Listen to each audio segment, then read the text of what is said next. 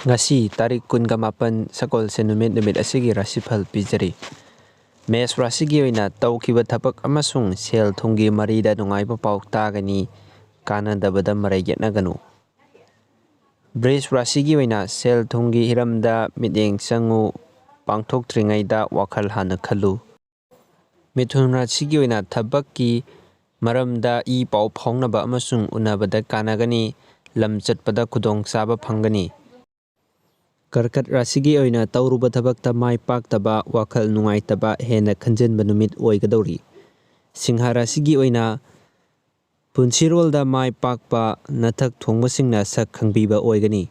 Kaina rasigi oina afaba amasung phattaba animak leibana thabak taubada tapthau khangba kallu. Tula rasigi oina afaba thajaba yaba numitni lalol itikta anauba khudong chaba phangani. Thabak khuding mai pakani.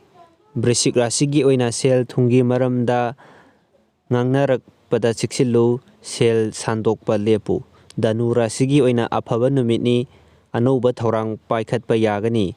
Arapada nungaiba pautagani. Maka rasigi oina kanna su nomjabada mahai phangani sel thum langhandana thamba ngamgani. Thabak khudingda daw yaba piri. Kumba rasigi oina miyamga punna chatminnarabadi miyamgi punsirolda phagatchagani anauba marup phangi. Mina rasigi oina pukningi ihulda warep amata lawganu thabakki thaurang tauba kanagani.